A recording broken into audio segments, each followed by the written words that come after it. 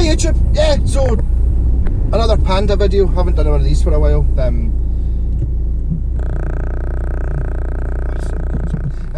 So I'm going into town to drop off a Marshall lamp. I'm going to go into Blitzkreig shop with Tony, where one of our kind viewers has dropped off some wire for me. Also, I've got a mandolin that I fixed for him that I completely forgot about. Like, I'd already decided I was going in, and it was sitting below my jacket. Oh shit, that's right, that mandolin. That has some dodgy frets on it. Can't play the mandolin, but I can fix the frets. I had videos planned for all this week. I did one where I had all the different types of tremolo out. The guitar, I did like a Strat Trem, Bigsby, Caller, and then I did the Ibanez ones, so I was getting the brass one, and then I forgot what it's called again. I just had to remember what it's called. The one in my RG, my Red Star, Hard Rocker,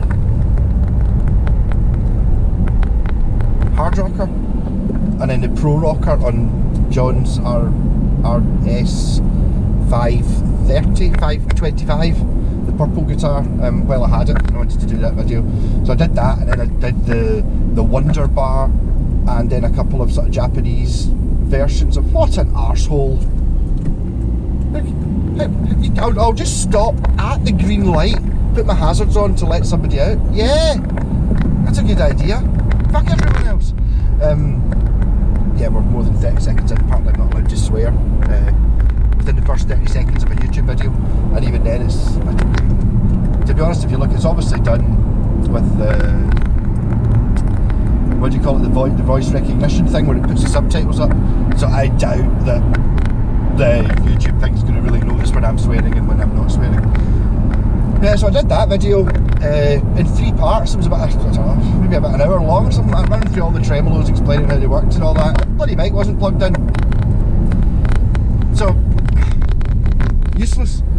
I need to do it again at some point. What it did show me was how disgustingly dirty some guitars I've got are, or not dirty, just unloved. You know, not played for a year. So it's like their strings are pure ancient, and they're just. Whenever I dig out a guitar for a video, I always spend half an hour cleaning it.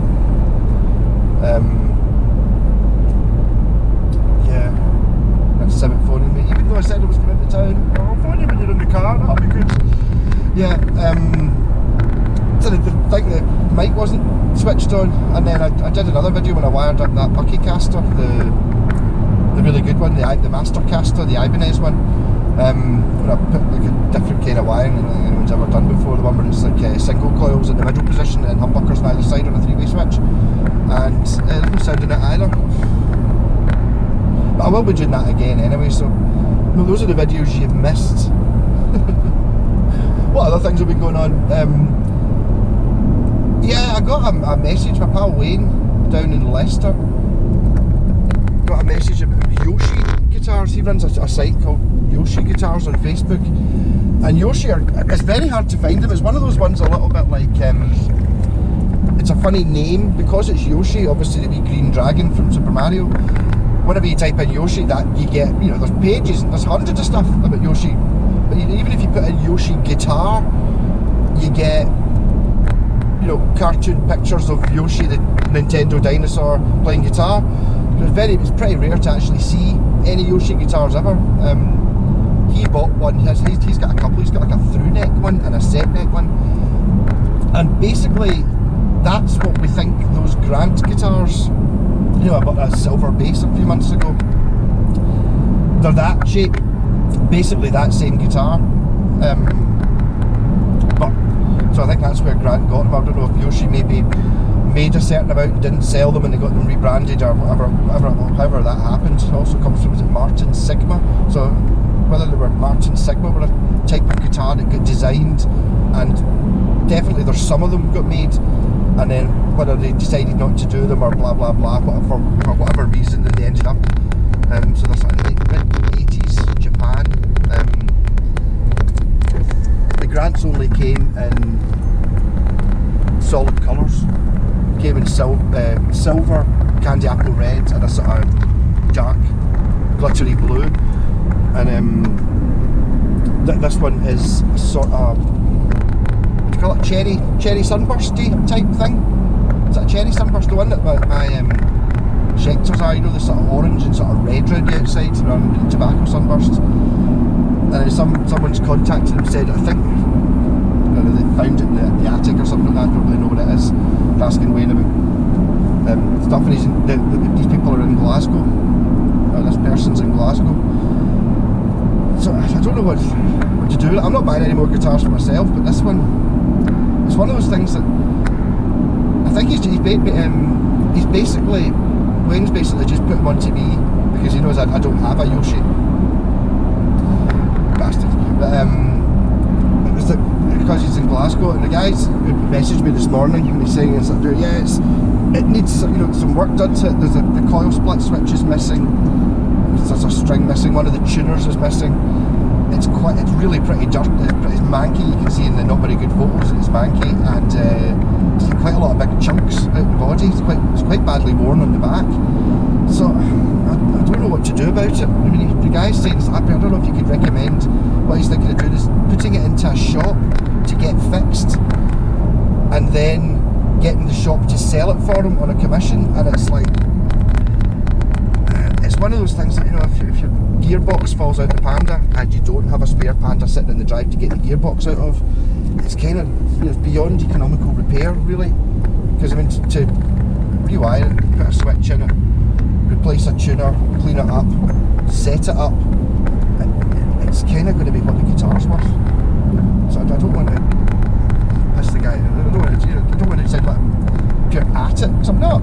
I'm being genuine. I mean, and it's not like they're easy to sell. I mean, the Grants, even though it's the same guitar, you can look up YouTube and you'll see me playing those Grants. That's about all you'll see about them.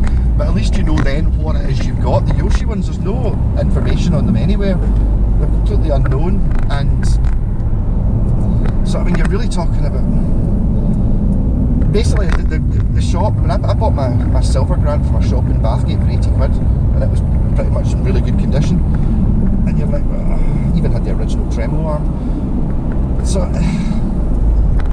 you know, it's basically, here's your bill, and then he's going to go, all right, okay, could you sell it for me? And they're going to offer him 50 quid for the guitar with a £100 bill.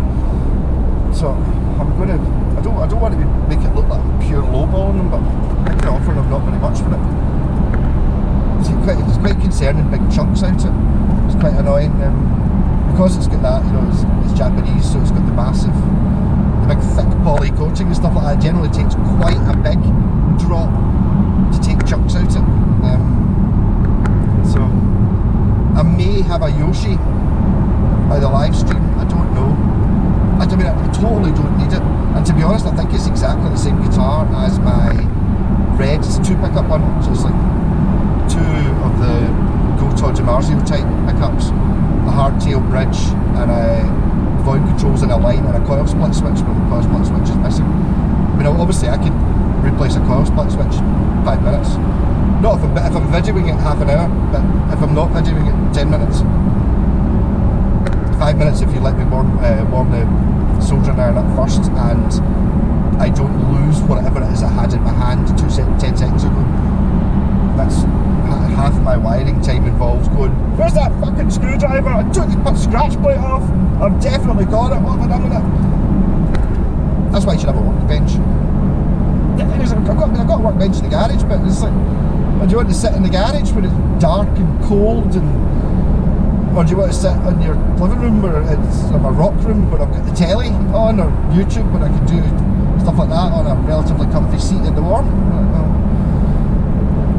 Where I keep all the stuff anyway. If I need a wee bit of wire, it's kept in below my telly. That's what that big mess is in below my telly, obviously. Everyone's putting the brakes on because the sun's shining right in your face when you go around this corner. Yeah. Never think that's the best idea.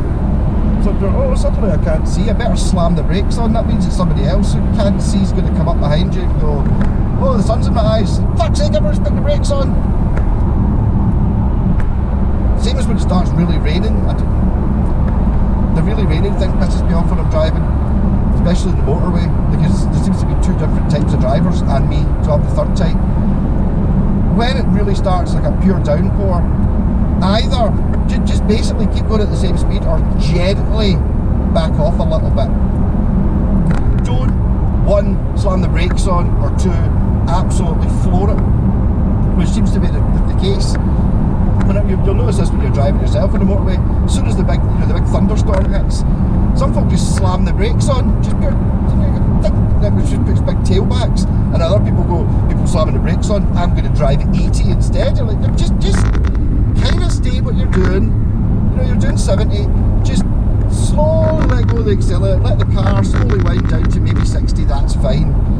Don't be slamming the brakes on and doing 40 or deciding to floor it and do 80 or 90. Bit of a rant there. I'm not even finished, so I'm in a bit of a quandary with my Squire Bullet. I've been given an offer on it, which I thought was alright. Quite good. I mean, and Scott was like, "What, we told him to fuck off?" What? That's not a bad deal. So, no, it's worth way more than that. I mean, it's a difficult one. I kind of know the guy. I know he might be watching this. He watches some of my videos anyway, because I did a swap with him. When would this be? A year ago, 2 years ago. I bought a Yamaha RGX A2 and then put the fancy lights in it, the coil splits, which the guy didn't actually want. He's like, I'll just take the battery out, I don't like the lights. Okay. That's what makes it cooler. You get one of the only two in the world that's got two sets of lights, not just one. So I did a swap. I might have actually, did I get money as well? I can't remember. From a Japanese Strats, the photo flame one with the big dents and the cracks in it.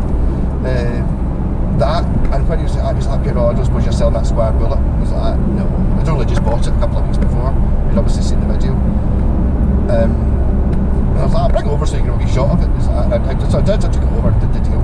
So I'd be like, so you got the Squire Bullet, I'd be there, you got a shot of it, and he was just in heaven. He was standing, playing it, legs splayed, rock stance, eyes closed, backing away at it. I'd be absolutely loving it, trying to buy it off me. I was like, no, I've just bought it, I'm not having it. It's a rare one, it's in mint condition.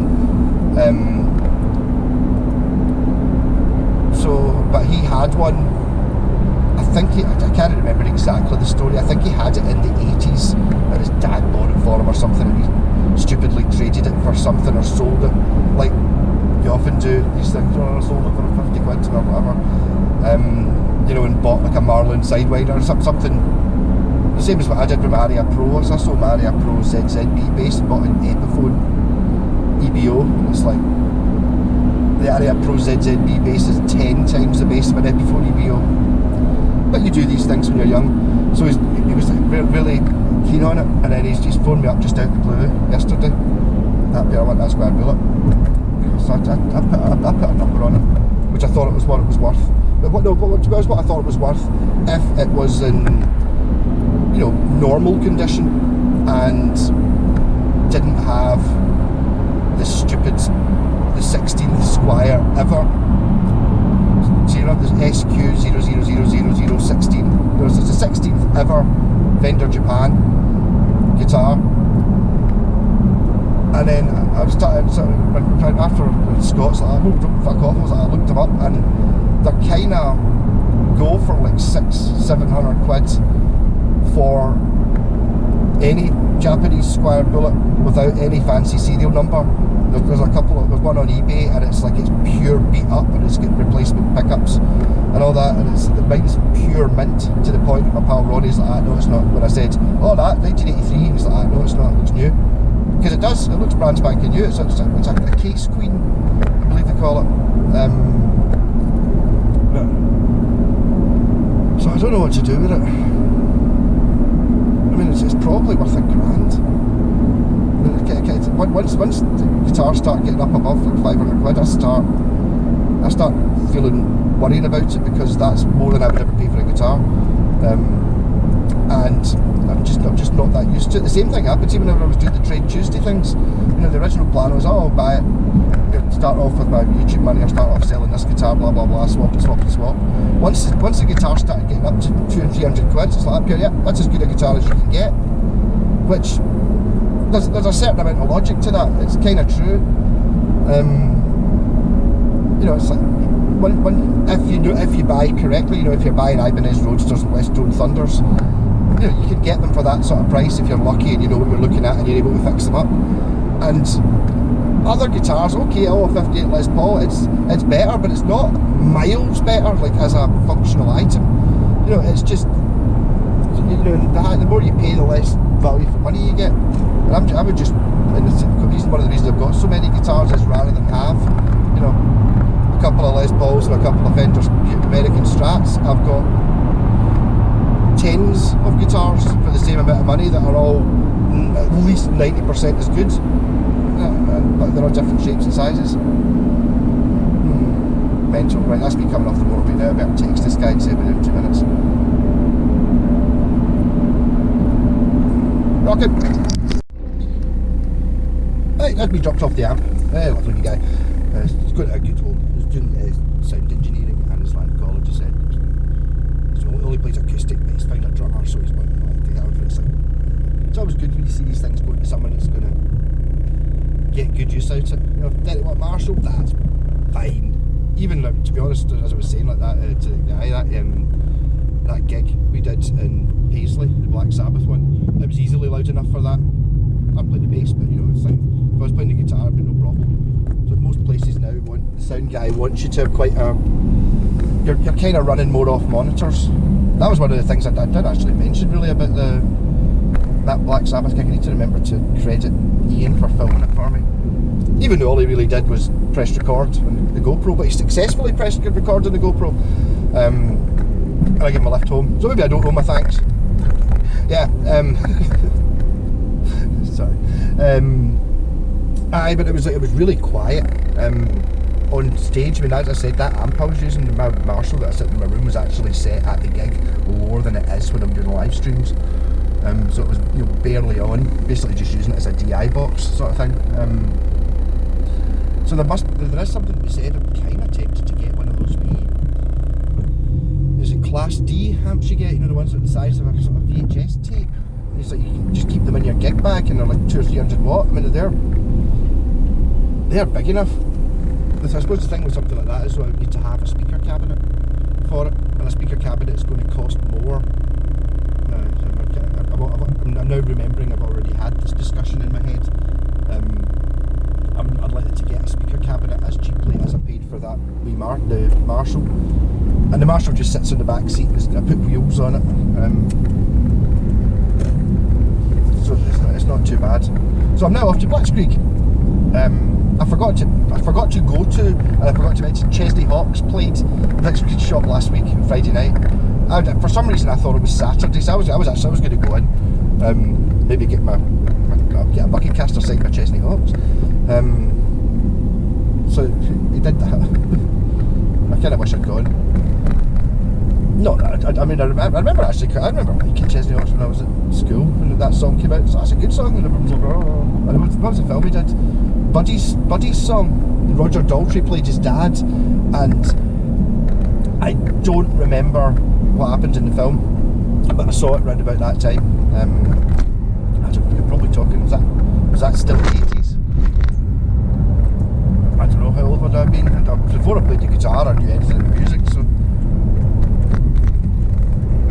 a classic, I am the one and only, is a good pop rock song. I still think it is, to be honest. I would cover it. If you wanted me to play electric guitar for him, if he's playing in blitzkreig, I've totally done it. That at all. Oh, so here we are at the Barras, which I was going to come into at the weekend, but ended up having to drop off guitars and had folk coming round. And the Barras is only open, so it's a weekend market.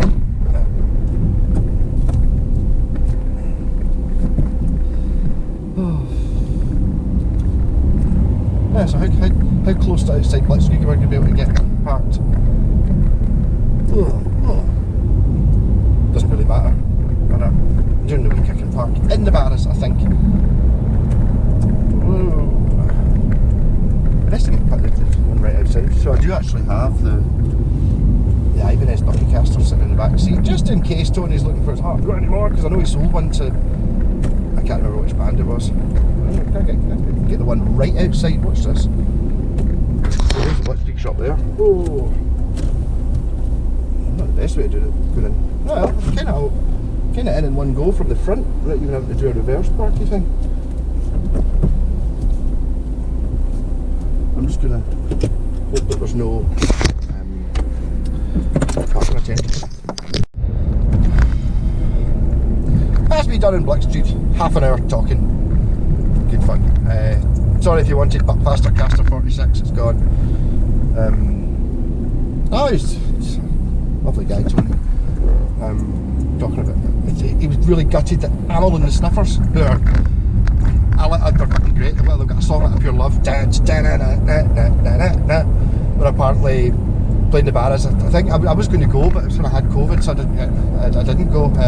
Apparently they were drinking Bucky on stage, and Tony was pure raging that they didn't go into the shop, because if they go into the shop they're drinking Bucky on stage, they would have bought fucking Buckycasters. And that would be like, and the wee Ratings band are apparently very popular, and they sold out an arena tour. And apparently there was hundreds of kids in going, oh, when the Ratings been here, and it was like, they were in an hour ago, they were in the shop and stuff like that, and then they bought a Buckycaster, and apparently he played the gig with it. So, onwards and upwards. Eventually the Buckycasters, buy them now. Just think, you know, it's like they're numbered, there's not that many, they're all completely different. I'm feeling quite enthusiastic about the whole thing. I am actually going to go and celebrate by getting a Shwarma King. Yes, I decided. I got a message after I dropped off that app. I got a message from Tony's app. I was like, I've got to go out at 3, so if you can get there before. And I was like, I was going to get a shawarma on my way, but no. So I'll get a shawarma on my way home. It's probably only I would normally be going right here, so this is exactly how much of a detour it is. Not much. 5 minutes. Well, 5 minutes plus probably 15 minutes waiting for the bastard thing, but that doesn't really matter.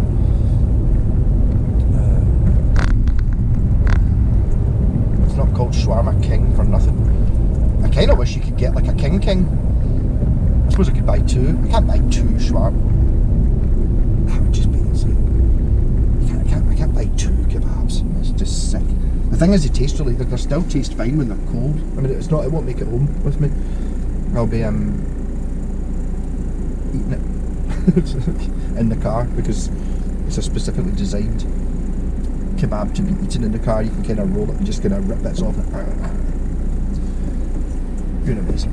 Yeah, so I'm quite enthused. Some of the print stuff Tony does amazing. I don't know.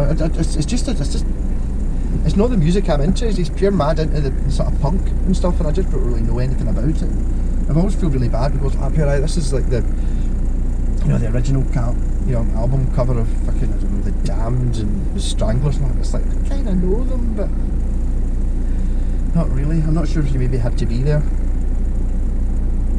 I just like what I like. It's like, I've never really.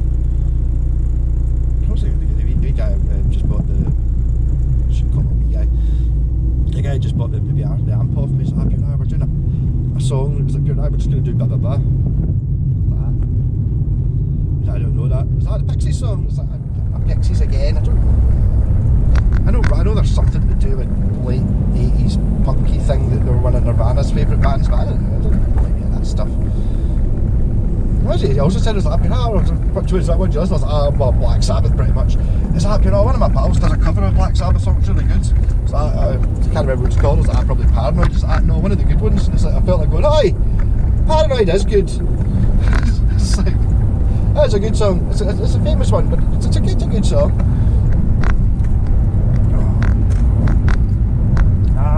Shwarma, barma. I wonder if that guy actually get back to me yet with the Yoshi. Because I'm in town. He said he's on the south side. I'm kind of already halfway there. Nah. I'll maybe think about that later. To do that, do like a pure, just start doing proper pro Buckycasters. Should I be? See some of them. I mean, I've got quite a few Japanese guitars that they're amazing. You know, I've got them. they're not worth an awful lot of money. That's kind of my problem is having to sell them. It's like you're sitting there going, up your eyes, with the Washburn forces and stuff like that. Up your eyes, it's better than any fucking Japanese strap. It's only going to get 300 quid for it. It should be worth a lot more than that. It plays like £1,000 guitar, but maybe just painting some of these things, anyone's sort of a little bit too beat up. You know, maybe I should just bucky them, and then, you know, what kind of guitar is it? It's like it's a fucking top of the line mega guitar. I quite enjoyed doing that Ibanez one. It's quite, because it's a really good guitar. You know, it's like, I mean, the one that guy in the ratings, but I don't know. I can't honestly can't remember which one it was. I mean, it's like an Encore on a Squire or something. It's good enough to play the bars. Of course it is. It's great. Oh, we're getting right in. So do some panda driving, where I can just do wheels and whirlies all over the place. Oh, bang, right outside. Oh, it's right.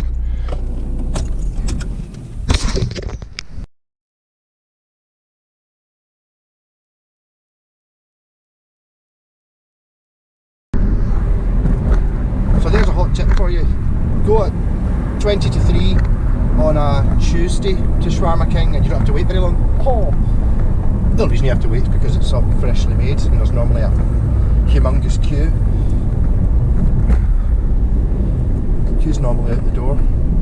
But that's because it's the winner of the best kebab house in Scotland. There we go. That's what I'm saying. It comes in a sort of twisted up thing.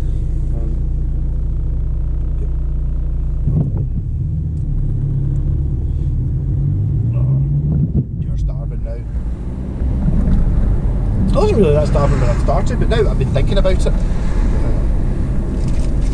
Maybe that's one of the reasons why they're so good. You're late 15 minutes. Oh, I took it.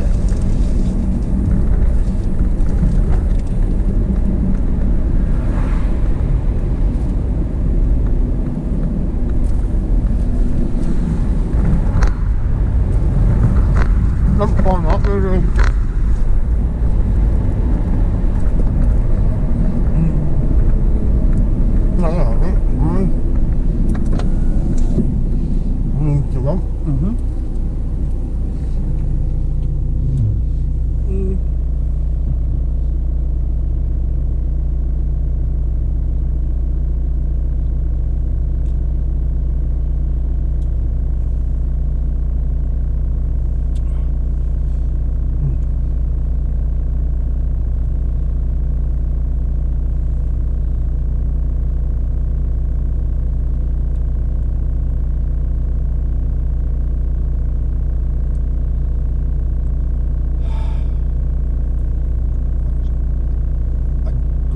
Bigger bite, but yeah. Thoroughly enjoyed that. Oh yeah, really nice to talk about. That. I'm gonna have to stitch these videos together now. And my plan was I was only gonna do one. But hell, I like talking too much.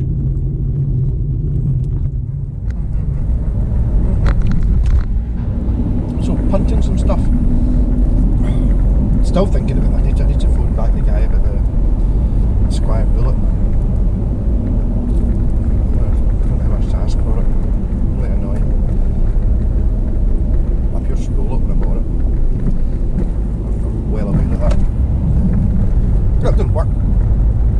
And I purely bought it because I thought, I'm pretty sure that's worth more than that. And it was electrical issues. Catch you later.